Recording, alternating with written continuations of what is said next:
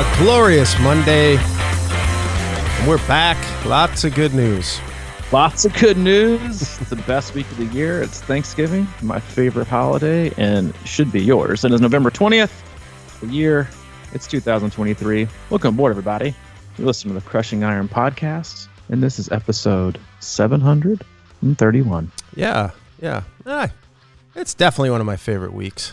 I mean, it's got to be. I mean, why not? It's like you got all the greatness, all the wonder, all the connectivity, all the great food. You got great basketball, Maui Invitational. You got great football, NFL and college. You got hockey. No stress of what to get people. No stress with presents. No stress with decorations. No stress. I mean, outside of the traditional, what you got to, bring to your families and make sure it's equal to or greater than what the other person's bringing when it comes to food. But that's it. And you got leftovers. I mean, it really is. It's the greatest week. It is the greatest holiday. And if you don't have a full appreciation for Thanksgiving, I hope this year gives you, a little love in that area, and you can see the greatness that is Thanksgiving. Yeah, and maybe next week can be the next greatest week. It's right. And you just keep building. Yeah, keep building. No wait till just keep building and building and building. I'm trying to figure out how to do the mashed potato piece, but other than that, I'm good. Oh, are you not a good? I feel like you'd be pretty solid in the mashed potato area. I am, but I've got a lingering wrist injury, so mashed potatoing. Your whisk game is a little soft right now. That's what I'm hearing. I mean, I'm not nearly as good with my left. I can't move to my left in my mashed potato game. Yeah, that could be dicey. So what I'm hearing is, if you're coming to the Tirali household, expect a lumpy mashed potato. No, I'll stick hard, man. Yeah, I'll figure out an angle for sure. Yeah, you got to figure out. You can't have lumpy mashed potatoes. That's just no one's going to think. They're going to think a curdle. No one wants that kind of business up in their mashed potatoes on Thanksgiving. I'll just be adding more butter. So. Listen, hot butter melts it away, melts out the clumps. Before we get rolling today, what's your favorite turkey Thanksgiving? Without question, is the turkey? Yeah. Really? Mm-hmm. Well, go ahead. What was the question? I mean, you nailed it. I mean, you know what I was going to say. I mean, what's your favorite part of favorite, meat or side or dessert? What's your favorite Thanksgiving, the thing you look forward to eating the most on Thanksgiving? Yeah, no, my Aunt Nancy nails the turkey, and then Aunt Nancy's turkey, okay. Oh yeah, and then with a little gravy, man, that's it for me. That's it. Do you guys do dressing or stuffing or neither? Oh yeah. I don't know. What's the difference again? I think stuffing. No idea. No clue. But one or the other. We do it. You do it? Yeah, you just don't know what you call it. We call it dressing. And that is, without question, my favorite part. Which is a little bit sad this year. Luckily, my cousin Kelly has been practicing it the last 2 to 3 years. It's Mimi's recipe, and it is always my favorite. Mm. And I always get shit from the family when I get up in line and put my plate. So back in the day, I would just, turkey here, sweet potato casserole here, and then dressing here, on its own plot. And I would get so much that people would just, oh, yeah, you're going to leave some for the rest of us, Robbie? So what I've had to do, and this is a good Thanksgiving hack. Such a Thanksgiving family line. I know, right? I'm like, listen, I'm like, all of y'all have been sitting on your ass all day long. You never do anything, and you're giving me a hard time about what I eat. Give me a break. So, but what I found was, and this is a great little Thanksgiving hack for those of you that get shit from your in-laws, or your cousins, or family people you haven't seen, but twice a year. Is what I started to do the last 3 or 4 years is I put the turkey down as a base, and then, because it's usually the first thing, right? Your first thing when you come up and get stuff, usually the turkey, and then I put the dressing on top. And so when I cut the corner, they're like, "Oh, look!" I'm like, "Dude, I got turkey underneath." It's not nearly as much as you think. It's an illusion. You need to put it underneath the turkey so that that's even a better idea. I'm gonna try it this year. So yeah, but then they can see the stack height, right? Because then they can see how much I've really got with just a layer of turkey on top. So now I started to kind of play, little mind games, little visual Kind of little Thanksgiving magic. How much dressing does he really have, and how much turkey is underneath? So that's my go-to now. Is I put it on top of the turkey, and then I slowly slide it over to the side, because I'm not a mixer. Are you a mixer? Do you like mix a plate around like these rebellious people do, or do you just like to eat things individually? Yeah, I'm an individual. I keep it kind of. I don't even like them touching the integrity of the plate. Keep the integrity of the plate. Mm-hmm. Yeah, I see some people. I've got a cousin. He just puts it on his plate, like mix mashing it. They're all touching. They're overflowing on each other. You got cranberry sauce leaking in the sweet potato casserole. You got sweet potato casserole leaking into the potatoes. And I'm like, you don't even know what you're eating. Yeah, like let's just put it up. Why don't you just put it on a blender and drink it? Yeah, if that's how you treat your plate. Put it in a blender and drink it. I mean, it happens. You can't avoid it totally, but I always feel a little bit less excited about eating the mixed parts. Yeah, me too. Yeah, I'm a toucher. All right, anyway, before we get too deep today on all things Thanksgiving, we do have a nice little agenda for us today, a little Stoicism topic for us. If it's your first time tuning in today, welcome. We appreciate you giving us your time. We know you have quite a lot of options in the triathlon podcast universe and just podcasts in general in terms of your Bibles. We appreciate you tuning in today. We cover it all. We do swim, bike, and run specific podcasts. We do race recaps and also a lot of race previews. But for the most part, Mike and I as coaches, athletes, best friends, we just sit back, relax, having an open, honest discussion about what we're going through in life, not just as human beings, but as coaches and athletes ourselves. We also talk frequently about what our own athletes are going through. Mike and I work with a wide range of athletes all across the globe, from beginner level athletes from the very first 5K or sprint triathlon, all the way up through elite level amateurs trying to get back to world championships, and everyone in between from all over the globe. And we use the feedback loop we have with them and training peaks, emails, text messages, and the like to drive the discussion of the day. We also like to utilize our Facebook group. You can search that, Crushing Iron Group. Answer multiple question. We'll let you right in. Awesome people, fantastic community, solid resource in a sport that has become way overcomplicated and way too confusing. It is a simple, safe, and accurate space to get good, actionable information from experienced veterans to help you along your endurance journey. But that is it. We don't have sponsors. We don't have ads. But we do have an agenda, and that's to keep you happy and healthy in your endurance sports journey. Yes, we do. And I want to put out a little disclaimer about this stuff that we're going to talk about today. It's one of those things where, I think you and I always are pretty vulnerable with our discussions, and I'm not sitting here saying that, we are this way and we own this stuff. You know what I mean? We have things that we believe in and like to follow, or at least it's kind of with me. I got into cold plunging like 5 or 6 years ago, and I really haven't gotten into it until recently. And it's like Stoicism has always been one of those things for me that it just feels right. And now thinking it's the right thing and actually doing it are two different things. So I just want to put that out there, because I know that, part of Stoicism would probably not even be talking about this on a podcast, but it's just food for thought. And I think that there's some good things on here. I last night kind of stumbled on this video that was talking about, I think the title was 6 Things You Should Always Keep to Yourself. But I thought, well, it really, as I was watching it, I was like, man, this really kind of applies to triathletes and triathlon. And I think there's some benefits in there to at least be kind of thinking about this sort of stuff and maybe moving in the right direction over time. And I think that's really all we can do. I mean, it's one thing I know we have a lot of belief systems, but we don't always follow them. But, it's sort of like you just kind of keep going through it and adjusting, and getting closer to your core. Yeah, exactly. And I think, before we launch into the 6 we're going to go through, I think it's, for those of you who don't have any idea, I've never heard the word, I'm sure most people have heard the word Stoicism, but if you watched, especially if you watched the women's Ironman World Championships in Kona, Lucy Charles Barkley was stoic all day. Because at one, she looked totally unfazed She was unflappable. She looked like she was in zero pain. And then it comes to find out, her post-race interview, she's like obliterating the field, that from like mile 2 of the run, her Achilles was hurt, was in so much pain, she didn't know if she was going to be able to finish.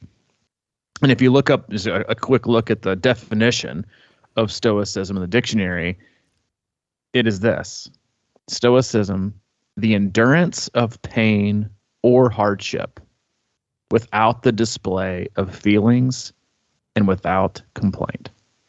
Yeah.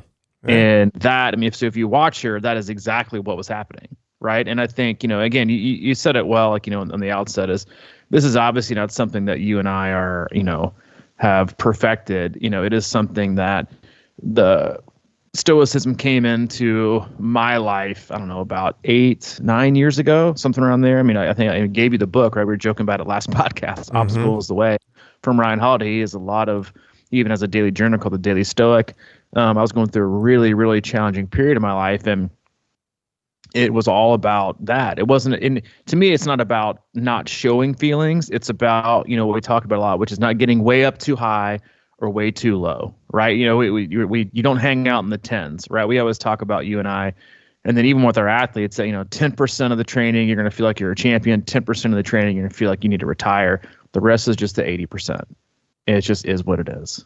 And it really kind of put me in a place to kind of view life in that way. It's not that you're not cherishing the moments, right, and enjoying the good. It's also not that you're not feeling the bad. It's that you just don't live there. For me, at least, you just don't live there. You don't live on the highs. You don't live in the lows. You just live in the medium, right? In the gray zone. Right? It's not too black. It's not all black. It's not all white. It's right there in the middle. And again, you might hear you're so stoic or you're so unfazed. It's not that you're not. It's not that you're not. It's not that you are unfazed, right? It's just that you have learned how to, and it's not even compartmentalizing things. It's just you learn how to feel things and either feel and sit with them or feel with them and let them pass through. And it does really, in my personal experience, allow you to withstand obstacles, show enormous amounts of strength, not in a boastful way or a cocky way, but just in a really like an almost like an unnerving, calm way, right? And that's like something I've heard that before when you talk about someone. It's like, why aren't you panicking? Like, people panic because you're not panicking, or they're worried because you're not worried. And it's not that you're not. It's just how you're able to display things and feel things. And in a world where we tend to go all the way one direction or all the way the other, it's becoming a lost art. And I think, like, as you outline in that email before the podcast, it's something that we see daily in Training Peaks, in our conversations with athletes, and ultimately in our conversations with people, but also just listening to how athletes and people talk to themselves, about themselves, and then how they communicate with people about their life. I do think it brings a lot of value, again, not just for athletes in training and how they can, make this a sustainable journey, but also in a week where, I think you're encouraged, right, to be grateful about what you have and not complaining about what you don't have, and then ways to work around things. Yeah. Well, you said it. Stoicism can kind of be described as emotionless in a way. But I like to think of it as sort of like you were saying, when things get kind of crazy or feel like they're moving in a weird direction, it's about feeling satisfied that you're under control, that you have things under control. And to me, that's like, you don't have to be always super excited or super panicked. It's sort of like, it's sort of like staying in the middle way we talk about too. So it's like, how do you kind of build these sorts of things? And there's 6 headings here that I wanted to just kind of throw out and see what we say about them. But the first one is basically, don't speak ill of yourself. And like you said, man, the negative speech in the sport can be kind of like paralyzing for a lot of people, I feel like, and especially deep in training. And we see a lot of it in Training Peaks, and people that will say, I suck or whatever. I don't have, it's kind of like, all right, I get it. it's easy to say that. I say that about myself a lot, but this is one of those things where I do believe that you kind of create your own path if you start, weeding that out and started just looking, in a way of believing in yourself, believing that you're capable, protecting your confidence and well-being, sort of a thing. So from now on, negative speech in Training Peaks is banned. Best words that you can possibly hear. No, I mean, it's true. And I mean, and I've mentioned this, and I know you have too, like frequently in the last, 5 or 6 years, is that if I catch an athlete continuously criticizing themselves or never recognizing success or even anything positive, I tend to light into them. I was telling you before we went live today, like I had an athlete over the weekend who, is really been wanting a really great race experience, a running race or a triathlon, whatever it is. And over the weekend, they went out and did a little 5K test and PR'd. And 90% of the commentary after it was negative. I can't pace myself right. I was really hoping I was going to get this. And then it's like, I didn't do this. I wanted this, but I didn't have it. I'm terrible at this, last line. But it was a PR, so I guess I'm okay with that. I'm like, what do you mean? I was like, what do you mean? You're okay with it? And you do. I see this all the time it's with very athletes. Stoic. Right. Yes. Yes. Very stoic. Stoic in the wrong direction. Maybe it was. How you treat yourself and how you talk to yourself is, to me, is 50% or not more of your success in sport. Right, is talking down yourself, being self-critical. I can't do this. I can't do that. I'm never going to be good at this. Right. I'm never going to be good at that course. I'm never going to be a good runner. I'll never learn how to swim. That distance is too far. I'll never be that fast. Again, I think we already have a podcast about this. Is you become the way you speak to yourself. It's one of those self-fulfilling prophecies. Right. Is I can do this. I can do that. Then guess what? You do. That happens, right? You're able to overcome. You're able to conquer whatever it is. If you continue to say to yourself that I can't, then you won't. I mean, it really is that simple, right? In how we talk to ourselves. And I listen, I'll be the first one to admit I know a lot of it of the athletes and just the human beings, right, that talk to themselves in a negative way. A lot of it comes from how you're raised, right? Maybe how you were not just from like raised and how the things that you encountered in life, right? And then a lot from coaching as well. Some of us have always just kind of thought that way about ourselves, and that's a really, really hard script to flip, and it feels even weird, right? I think for a lot of us to compliment ourselves. It's something that we don't feel like we deserve. We aren't good enough. We aren't fast enough. We are not lean enough. We're not strong enough. We're not capable enough. And then when you do things, it's like you're so used to being self-critical, of being negative, that when the positive does happen, you're frankly really uncomfortable recognizing that, because you live in such negativity, right? In self-criticism, that you aren't really sure how to be comfortable. It's like someone's invading and challenging your being of like who you are. You're like, wait a minute, maybe I'm not this way. Oh, no. It's like people have become, a lot of people are very comfortable in that level of like consciousness where you're just negative all the time. You're more comfortable being negative than you are trying to find positive. It doesn't feel right to me. It feels right to be self-critical. It feels right to complain. It feels right not to, want to challenge yourself. And so it is like, you have to really challenge yourself to, to not speak ill of yourself, because it's all it's doing is hurting you. All it's done is holding you back. You're never going to be a good runner if you say you won't. I'm never going to be a good runner. Then you won't. I always get hurt. Guess what? Then you're probably always going to get hurt. I'll never be good at hills. You're right. You won't. I'll never learn how to swim. You're right. You won't.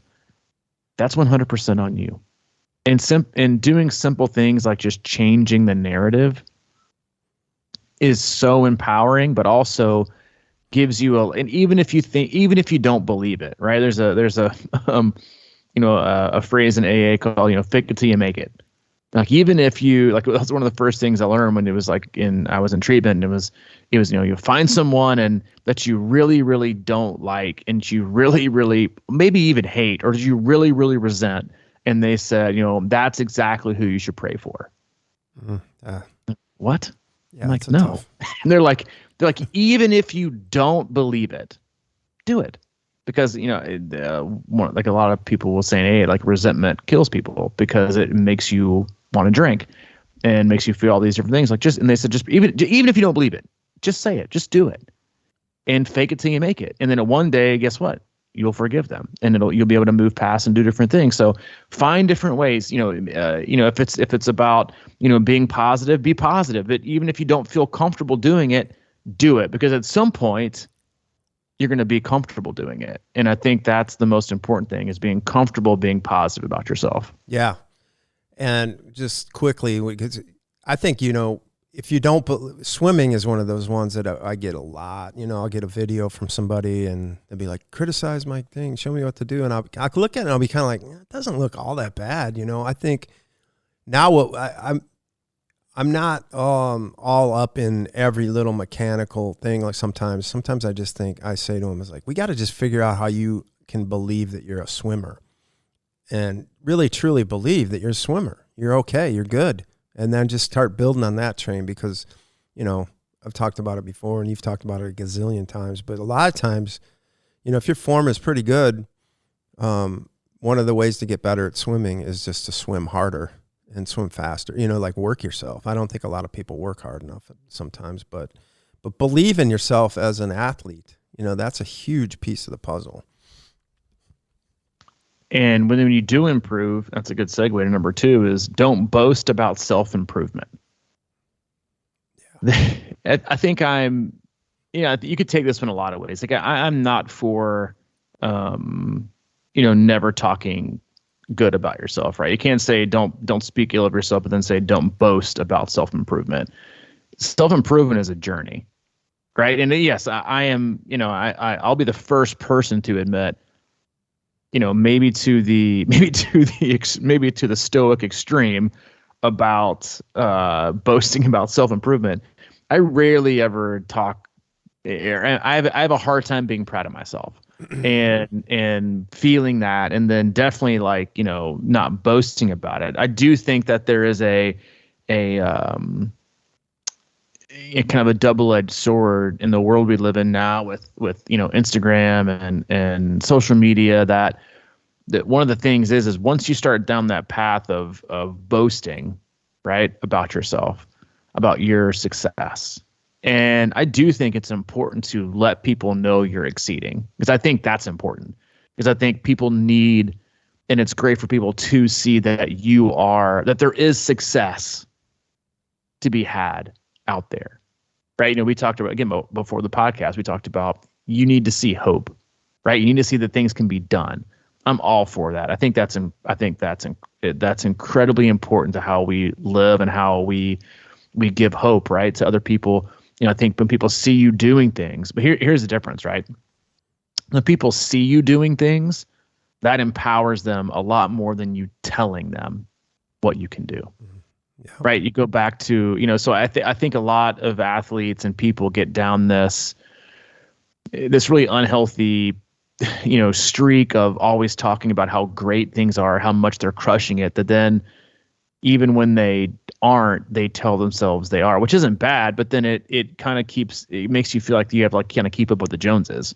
I've got to make sure that I'm crushing and I'm putting out these awesome quotes and awesome motivational speeches, and I'm always crushing my runs and I'm always crushing my rides. And the thing is actions speak louder than words.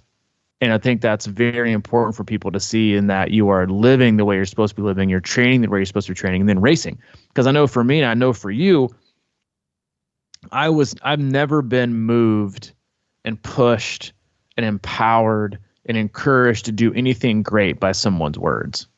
Excuse me, by someone's, just a simple statement or boasting about themselves. What I do get encouraged as, you can use the red carpet, right? no one, I know you were, watching people run down the red carpet in Louisville, and that's what empowered you to be like, I can do this. Yeah. Actions, people overcoming things. They didn't walk down the red carpet and hand out a pamphlet with their training schedule and their training volume and talking about how great they were. You just saw someone who looked like you, who maybe felt like you, who reminded you of you, and you thought to yourself, if they can do it, I can do it. And then that's what has to be done. Or people who calmly and go about their business and carry on and how they do things. You become amazed and you admire their strength and how they do things. So I do. I think it's a fine line, about don't. But again, the word boast says it all, right? Don't boast about self-improvement. Live it. And then do it the next day. And don't, because in my opinion, like if you think it has to be boasted about, then you're boasting about things the wrong reason. You're doing it because you have some self-doubt in the improvement that you just saw. Yeah, it is. It's hard. And this one really hits home with me because I remember, what is that saying? I'm old enough to remember. I'm young enough to remember when I started in this sport and I was very excited about it. And I felt like, oh man, I'm going down a road that I've never done. And this felt really good. So it is kind of hard to hold back. And I think over time, I've just tried to, quote unquote, boast with a little more discretion.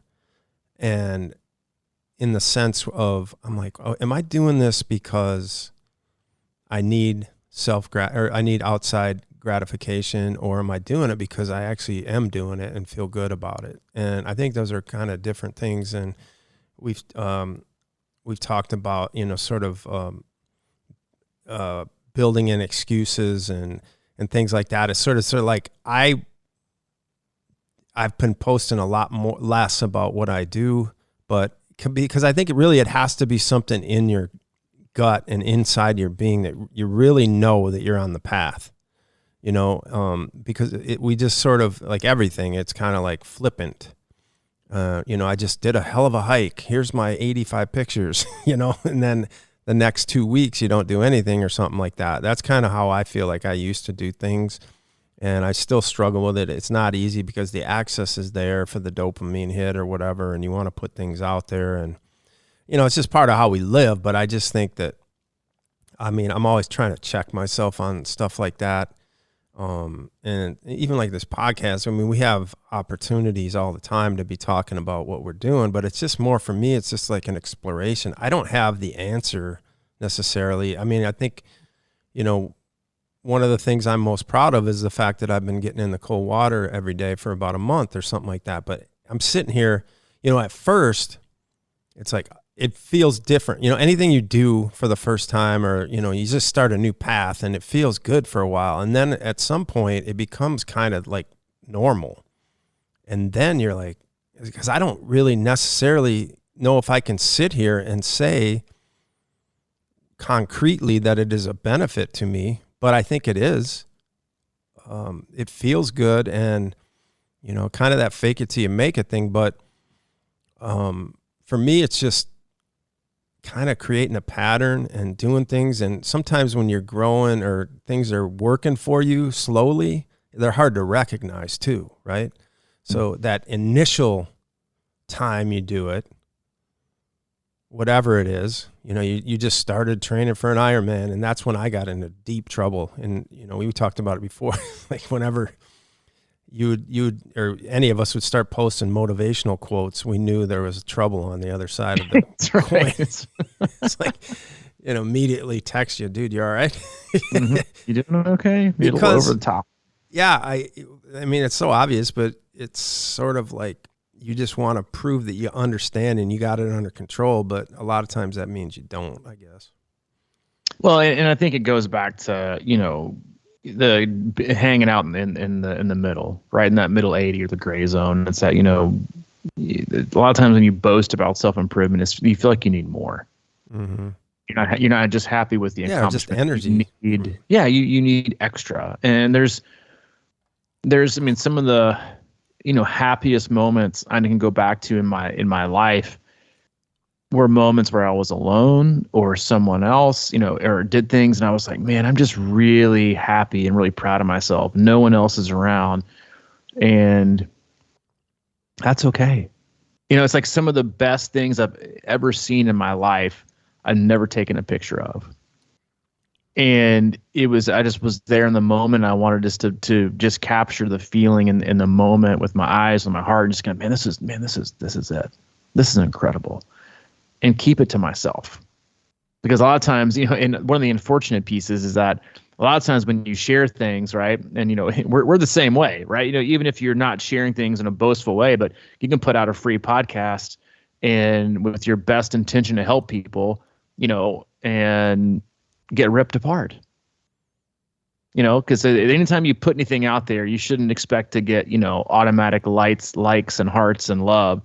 You should expect criticism, negativity, sometimes hate. So a lot of times, and that just all that does is offer up opportunity for a great feeling to tear you down, right? It's very, very similar to, you going out on a run, you cover up your watch, and it feels unbelievable. The sky is beautiful. It's cool out. You see some amazing, scenery. You feel good. You feel energized. It just felt awesome. And you get back and you roll up your sleeve and you're like, it was like 5 seconds slower than what you thought it was. And you're like, it's such a bad day. I had a bad run. Really, really expected to be better than that. And you're like, if your watch just somehow forgot to work or you forgot to turn it on, you would not have had that experience or that definition of what just happened. It wouldn't have changed your experience. So it is a lot of times, I think it's great to be selfish and protective of your accomplishments, of your self-improvement, because ultimately the only thing that matters is you. What do you think about it? Right? Hey, I went out and crushed this run, and because I do see this as the flip side. A lot of this is you can't control, and this is the age we live in, right? It's tricky, but like you go out and you get done with an incredible run and you're super proud of yourself. And then you only to open social media and have someone, run it 10 minutes faster than you, on maybe less training. You immediately feel like shit. Right. So it is like I don't think there's a right or wrong answer to social media, because it's such a part of our life now, whether you like it or not, that it's just tricky. Right. Because I think it's great to encourage people to do things and be with your actions. Right. But again, I think we are all, responsible enough and mature enough to understand what the word boast means. Number 3, I'm going to let you start off with this one. Well, this is either the best time of the year or the worst time of the year. Right. I was thinking I'm going to let you tee off on this one first. Okay. The third one is don't be a glutton. And we're going to throw that out the window on Thursday. Just go. Actually, it might be a great experiment to go be a glutton and really pay attention to how you feel after you eat that meal and everything else on the counter. But yeah, so it's like, this applies obviously to training as well. And can you create discipline, self-control, moderation, and everything? Because as we say, like everything that I sort of believe in is that moderation is the way. And that can mean a lot of different things. Moderation can be different things to different people, but overtraining and trying to catch up too fast or being famished and eating until you pass out, things like that are usually overreactions. And it's difficult, to practice moderation and exercise discipline, self-control and stuff like that. So I think it's just good to be, like sometimes, like I used to say, if you feel like you're hungry, go have a glass of water and then just sit on that for a few minutes and see if you're still hungry or you just needed to have some water. And I think those are kind of when I'm going my best. And I'm like I said, I'm a glutton. I'll overeat all the time. But sometimes I get in a good spot where I say, all right, just take a second here. Take a breath, take a few breaths. Do you really need what you're going back for right now? I just think those things are hard, but I think there's no doubt that taking that sort of approach, and it's sort of like just slowing down and letting yourself breathe a little bit and not immediately go over the edge and try to catch up everything in one, short session, whether it's training or eating or whatever. And I suppose that can be, I've even done this on the Ironman course where I've been tired and thinking that I just like over fuel and everything else like that. And it's like, it's the extremes, right? 10% of, do you need that much or do you not want to have any? And I think if you go the other extreme, the opposite of glutton, that can create glutton, because you're starving yourself. So it is weird, and it's all about that middle and finding that balance in the center of moderation. Yeah, and like when I read this in a Stoic way, I don't, and I'm sure most people see or hear the word glutton or gluttony, and they automatically think of food, right? Or think of the biblical version, or they think of other things. But to me, it's all about being excessively greedy with everything, right? You want more money, you want more friends, you want more this, have to train more, I have to go faster, I'm not content, right? Because too much of anything is a bad thing, because it's also about the desire to have more, the feel like you need to have more. And usually, I mean, food and training are the same way, right? If no one's ever said to me, well, I really ate just way too much last night, and it wasn't the greatest food, and I just felt awesome today in my run, crushed it. I mean, I've never felt so light on my feet, never felt so efficient.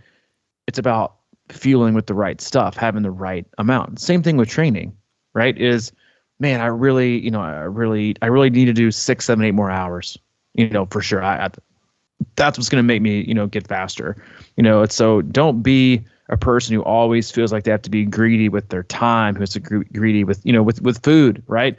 Greedy with training, greedy with friends, greedy with, money, anything, right? To me, that's, when I see glutton, it's just, that's a person who is excessively greedy. Obviously, the definition is an excessively greedy eater, but to me, it's about, again, being a Stoic is about, about kind of staying in the middle, right? Of being unfazed with hardships and enduring pain.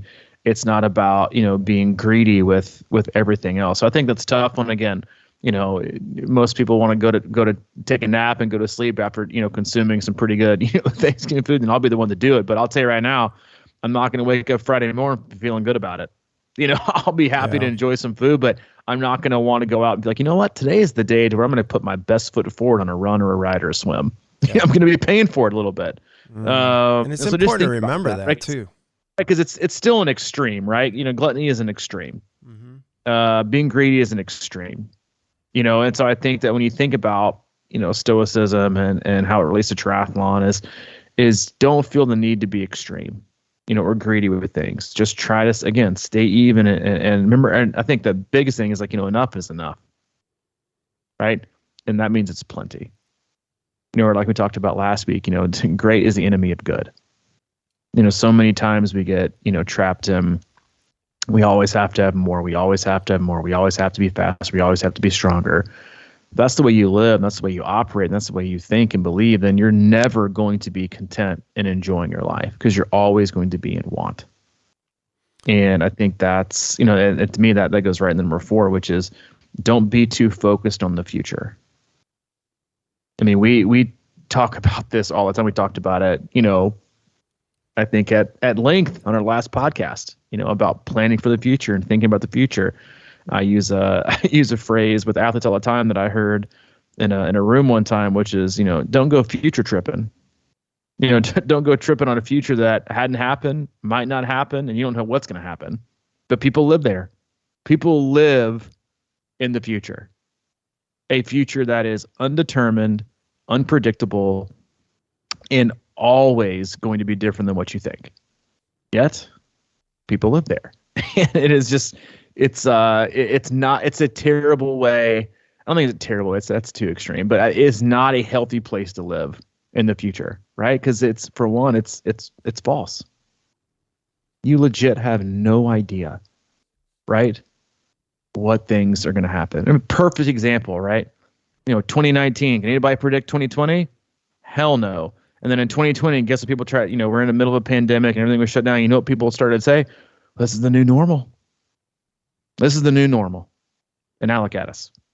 we're back, right? Like everything's back to the way it was, if not more extreme. Like, so you can't predict the future. So trying to live there is futile and wasted energy, right? Stay in the moment and enjoy the moment, right? And enjoy. And this going back to, about me, just like soaking in the time and soaking in people and not worried about what's next. We're so scheduled. We feel so, and I'm very much like this to my detriment sometimes about being on time and being scheduled and being early to things. And a lot of times I do that at the sacrifice of what's happening in the moment. And I've tried really hard lately to not be that. To be, just okay. Take your time. It's all good. Take your time. You don't know what's going to happen. Just enjoy yourself right now. Right now is fun. Enjoy it. And it's not the easiest thing for me all the time. But I do think it's just one of those things where we get so trapped in, and again, like, that's where expectations live, right? In the future. And you have no idea what's going to happen. And it's a dangerous place to live, and it's a total disservice to the present and the great things that are happening in your life right now. Yeah, it's all about it creates unnecessary stress. I mean, thinking about the future, what is that thing? I'm not a psychologist, but I think they always say worrying about the future creates anxiety, and thinking too much in the past is depression. And, the key, I suppose the key to happiness is sort of being able to let go of things that aren't in our control, or accept the limits of our control. And that's always been tough for me. It's sort of like, what do you mean I can't control? Well, there's so many things out there that are going on. And I mean, there's 8 billion people in the world, and who knows what's going down at any given moment. And so all we can do is just be in the present and accept sort of our limitations of all that big picture control. And like you said, man, it's like, you can't live out there because you just don't know what's going to happen. I mean, accept the unpredictability of life. And I have a hard time with that. I'll admit it. And it's something I'm always working on. And, when it comes to, I think, we want to live in the future a little bit. For me, it sort of can be an exciting thing or something. Think about, all right, I just signed up for a race. That's the thing, right? And then all of a sudden, it starts getting, we've seen it a million times, Ironman. Yeah, I'm excited for the first 3, 4, 5 months. And then it comes down to like 2 months out. And then everybody starts freaking out because it's like real then. It's sort of using a future event for an excitement. But then when it becomes more in the present, that's when we struggle with it. So that's, I guess, the whole point is to practice on the present, because eventually the future is the present. So, you have to understand how to deal with it, or you have to, sign up for another race and decide, well, this one I won't really care about, but the next one I'm pumped. It's really difficult when the future starts becoming the present if you can't handle it. Well, I think the biggest issue I have with future tripping, as I call it, is that you tend to think things are way too possible, or that things are impossible. And what I mean by that is I think people get trapped in expecting something to happen, or that it's inevitable. Rather than put all their eggs in, it's totally going to happen, man. It's no brainer. It's going to happen. I guarantee you it'll happen, right? Or I guarantee you I'll be ready for this race, or I guarantee you that I'll have this time, or I really expect to have this. And what happens is you don't do the work. You don't prepare, right? You think it's guaranteed. You think it's too possible. So you don't do your due diligence, right? Leave every stone unturned. Work on things day by day, right? Work hard at it. Same thing goes for feeling like it's impossible. That's never going to happen. No way. I can't do that. Are you serious? Do this for this long, stay focused for that long, wait for that long, be patient. I can't do that. So what do? Nothing. Right? So regardless, it almost traps you into doing nothing or doing less, instead of just doing things day by day. Right? I mean, go back. If you'd have told me when you told me to order a podcast microphone off Amazon that we were going to do a podcast, and that we were going to do it for at least 731 episodes, he'd be like, fuck that, man. I don't have time for that. No way.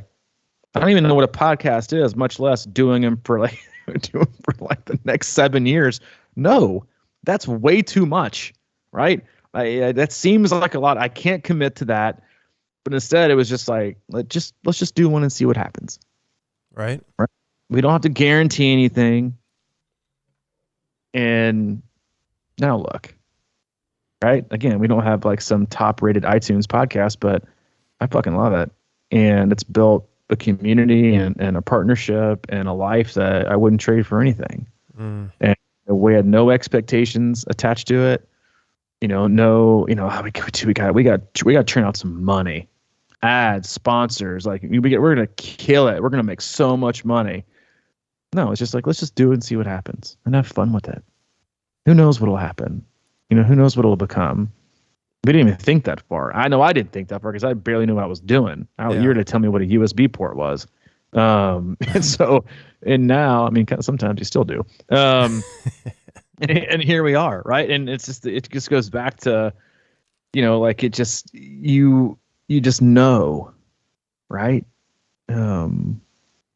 That whatever's happening right now is the way it's supposed to be, and love it and enjoy it, right? I don't want to know what the future holds. I love surprises. Like when it comes to because you feel like you control things on a day-to-day basis. Like you don't, but you do. Like knowing where the world's gonna be like in 50 years. I don't think anybody wants to know that. Like I know I don't. Just know what's right now. Know what's good, right? And I talk to people about this a lot in recovery and just through coaching. I said it to somebody Saturday night. I'm having a rough time. They were super anxious, and I just said, "Listen, is anything wrong right now? Right this minute. Is anything wrong? No. Okay, then live in that moment. Don't live in the what ifs. Don't live in the future. Don't live in that part of your anxiety. Right now is okay. And it's so much more enjoyable, right, to do that and to wake up and to live that way. And I think it also makes you work harder. Let's just be focused right now on the here and now. And speaking of the here and now, in the present, number 5, don't be ungrateful. Maybe one of my biggest pet peeves in life is lack of gratitude. And it goes into number 6 too. We'll talk about that in a minute. But I really don't know or feel that we as a species really understand how grateful we are. And I love the phrase, have an attitude of gratitude. And whenever you're upset, whenever you're frustrated, whenever you feel like the world is turning on you, whenever you feel like everything's gone to shit, sit down and just write down all the things you're grateful for. You will immediately change your attitude. Immediately. You will change your attitude because it just feels so much better, right? I think we even have a podcast called, racing with gratitude. Training with gratitude. One of our very first, maybe our first, right, podcast guest, Steve Magnus, he talked about, I think he talked about a study where people that race with gratitude and, happiness race faster, right? And I just think we, in life and in racing, I know the times that I've raced my best, the times that I've been living my best is when I've just been really, really incredibly grateful for what I have. Not wishing for what I don't, right? Or hoping for the future or what this, being just really grateful for what I have, right? And the opportunity. And I think that's really hard for people these days. And honestly, I don't know why, right? When things are the way they are in life, and is just remind yourself of all the things that you can be. And I think that's the key word there.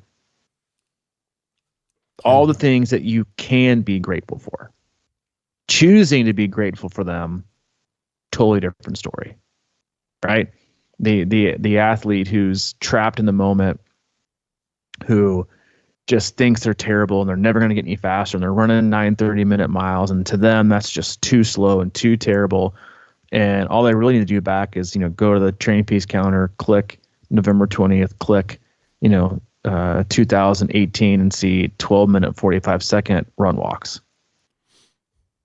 Oh, man, I do want to be. I've come a long way. I'm just trapped right here in this negativity, feeling like I got nothing to be grateful for. And to be honest with you, like that's everything is like, not everything, but a lot of things are so like that now. It's just, we got it. A lot of life is, listen, life's hard. First one to tell you, life is really, really hard. But still, you want to know how to work through life and make it through life and make it on the other side. Just be grateful for what you have. Be grateful for how far you've come and the training you've done, or the ability to do things right. And to me, that's just a huge piece of happiness in life, is just being grateful. Yeah, this is one of those ones that like as I think about this list, and to me, it just makes sense that if we really put time and effort into these things, I think life would become so much better and easier.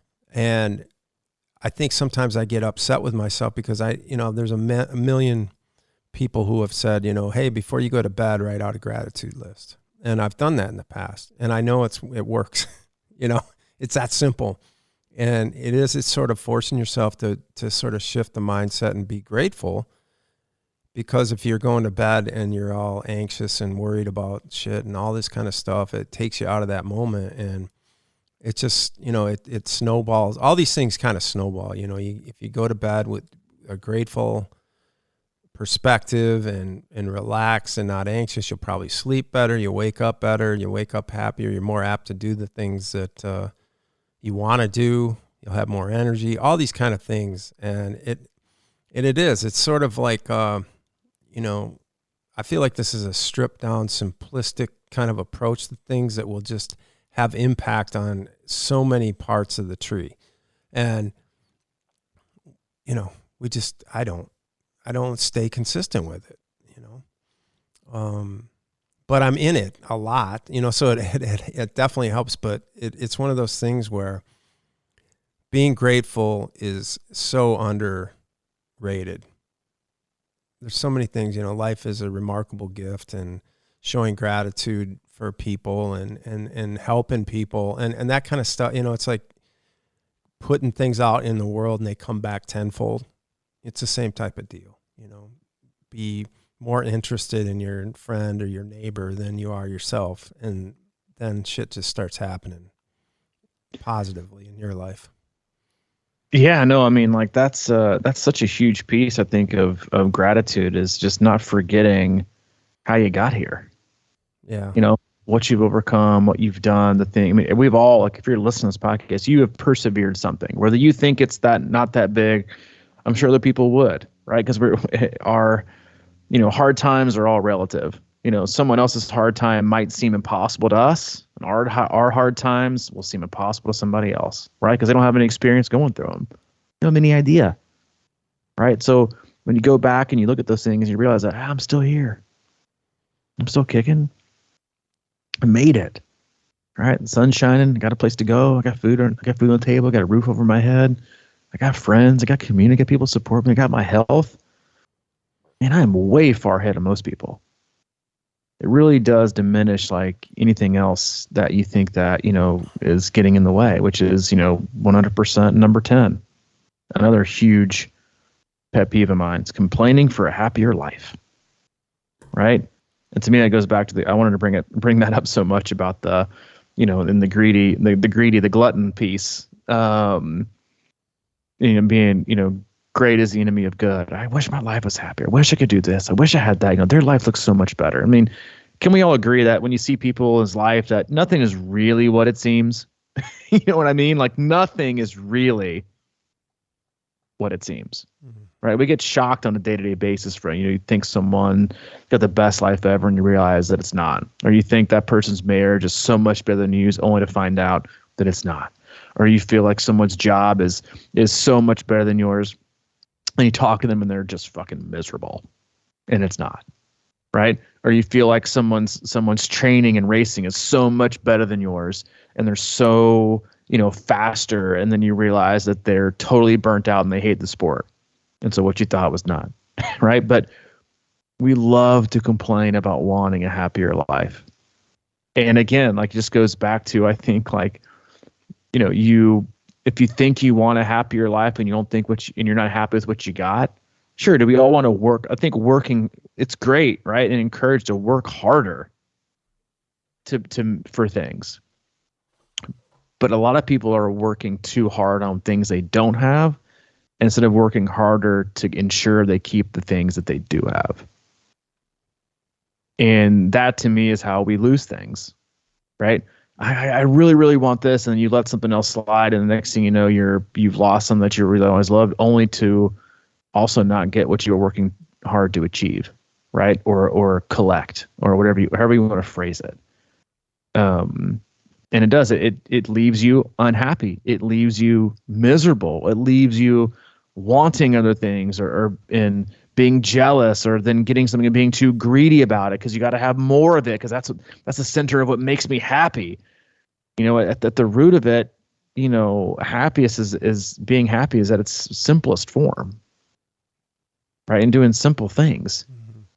And because it's things that people can't take away, things that you can't buy, experiences that you have, right? I mean, your health's a perfect example. That's like the greatest thing you can have, is that it's a gift to you and it's a gift to others, right? And how you treat yourself. That's something I've been thinking a lot, honestly, about lately, and how we treat ourselves and our body, and how we're being healthy is after my grandmother passed away, and just how much she meant to everybody, but also how much to the frustration, I think, of my aunt and my mom towards the end, right? Trying to, like, hide her car keys from her, because all she wanted to do was be independent. And you and I have been texting a lot about the human will, mm-hmm. lack thereof. And her independence and drive took her such a length in life. And I talk about, wanting to live a healthy life and taking care of yourself, or wanting things to be happier, is that your health. And if you treat yourself right, you don't become a burden to yourself, but you also don't become a burden to others. And one of the things I think we get so trapped in these days is the things that we want out of life that we think will make us happier have nothing to do with our own personal, mental, emotional, and physical health. They're all material.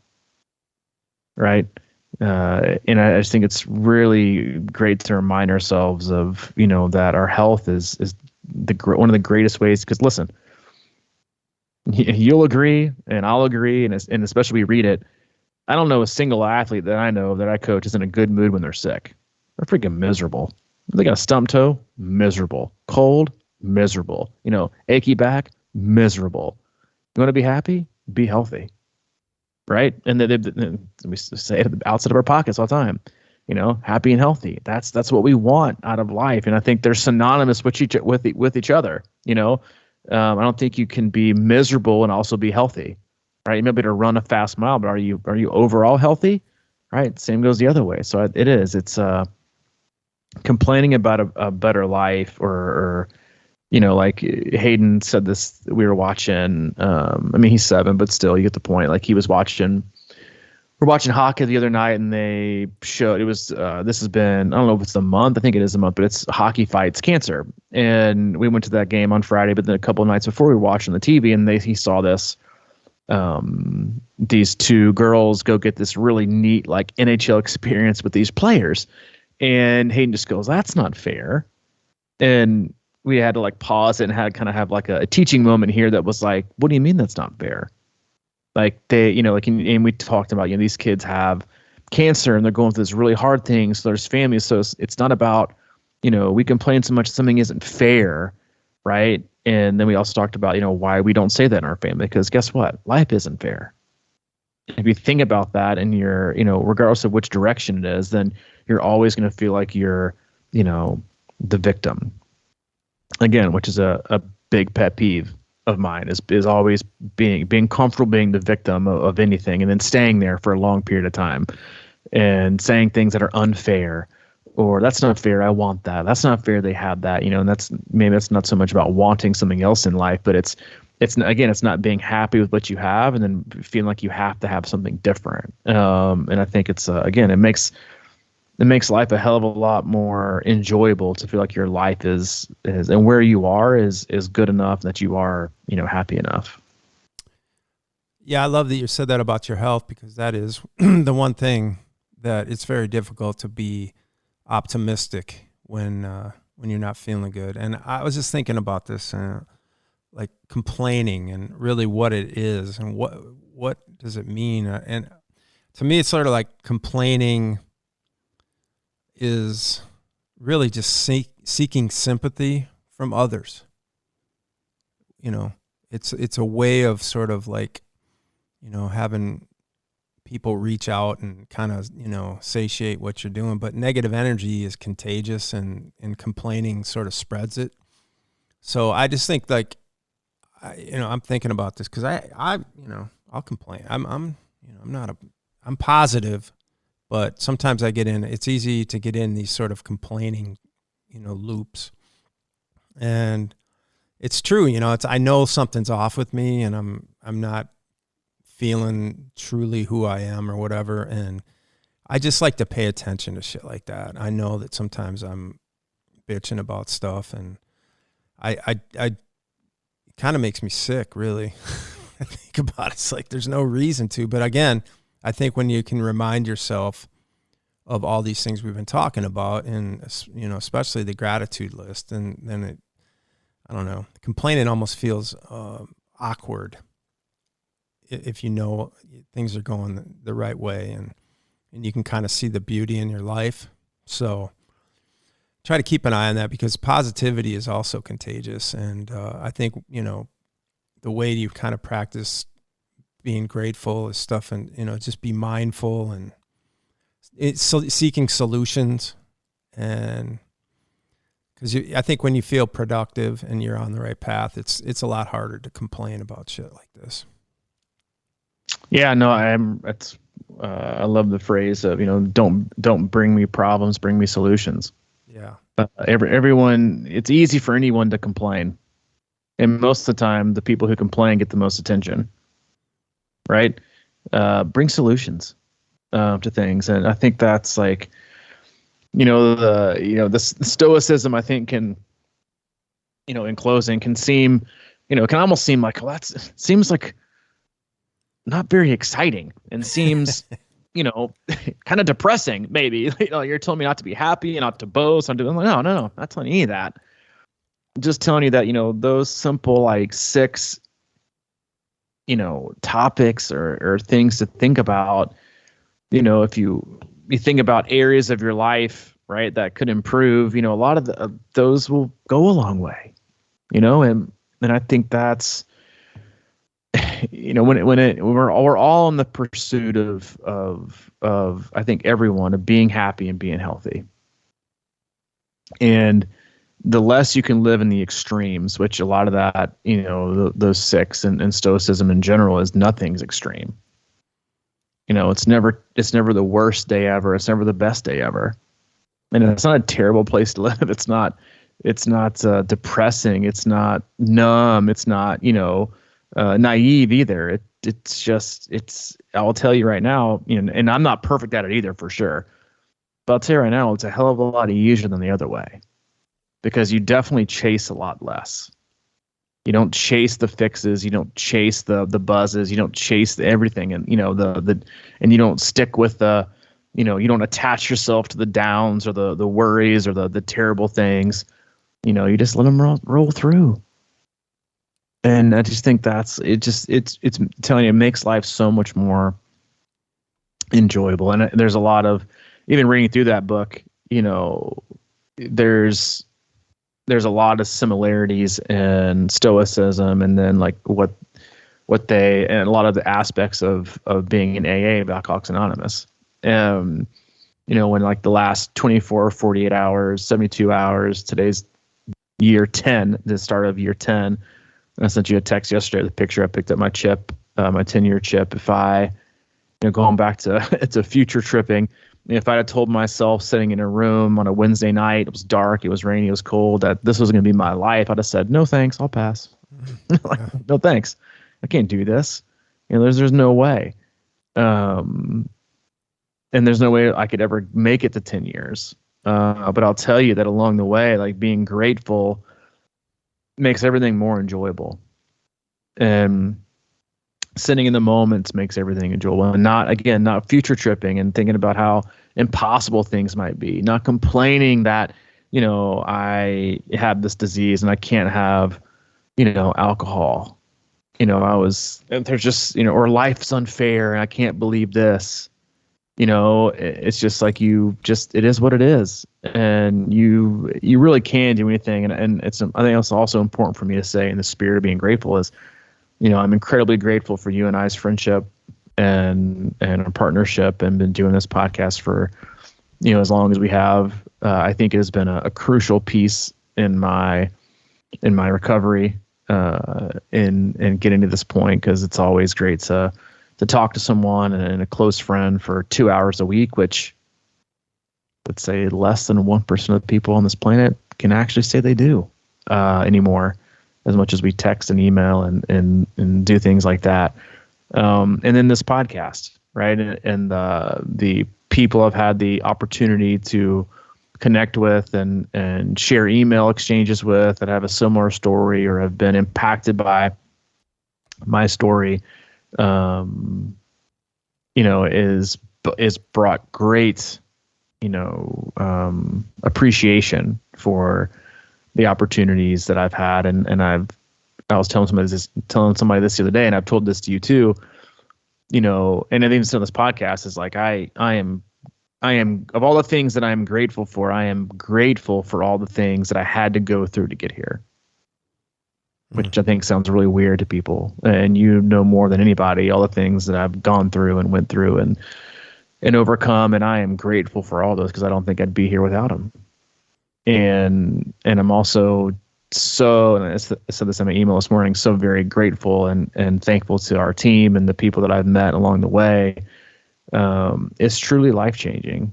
And there's a way to live. Everybody has their own specific way to live their life. But I know that for me, obviously, not drinking is the number one priority I have each day, and it is my greatest accomplishment in life, because I wouldn't have anything. Like this morning, Hayden came into my room and knocked on my door I was already awake and working at 5:30 because I love it. But he was, and so I can kind of take the day off and spend the rest of the day with family. But he knocked on the door and he walked in and he goes, "Happy 10 years, Dad."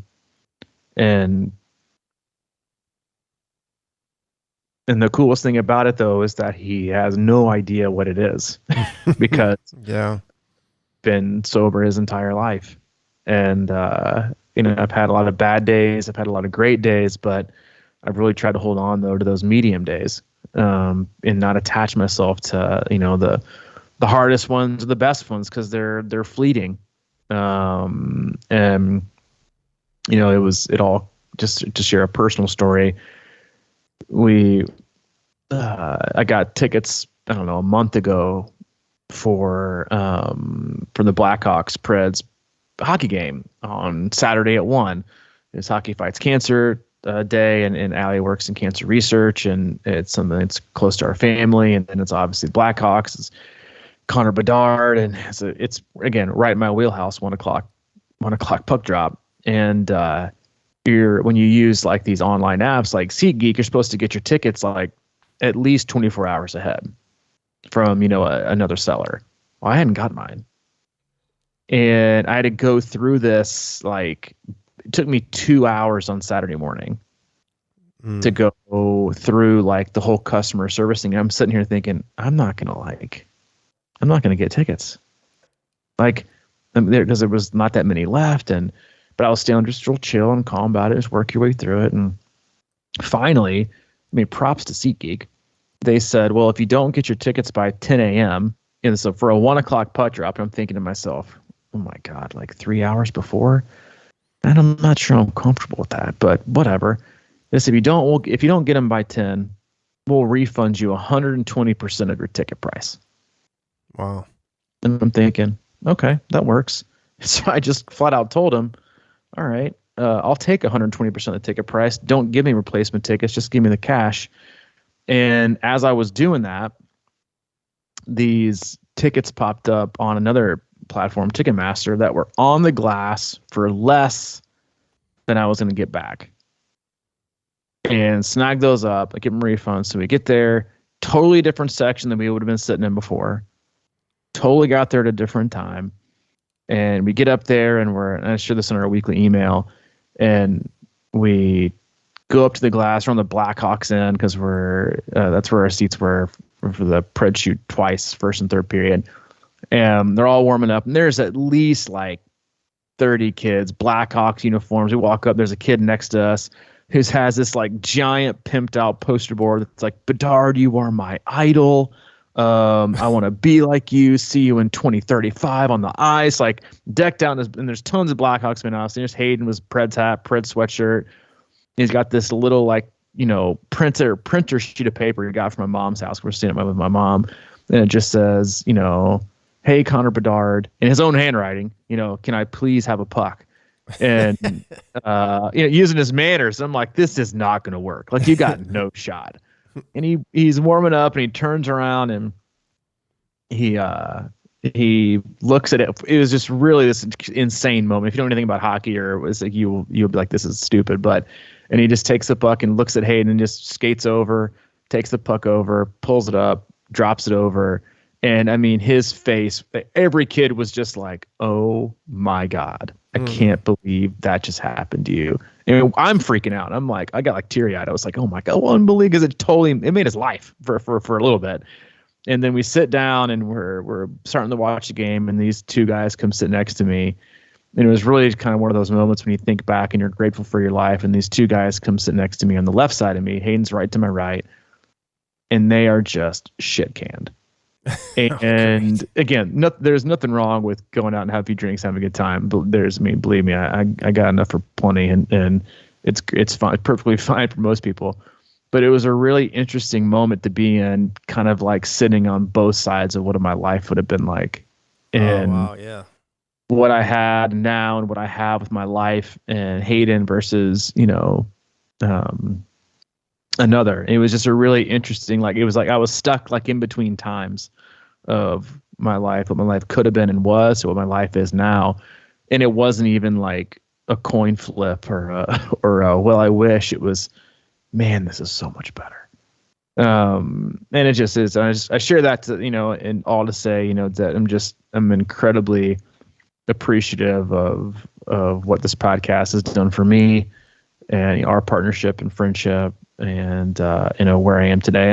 But I will say, like, I'm not the perfect Stoic, but I don't think I would be here had it not be for AA, but also a lot of the principles in AA that cross over to Stoicism.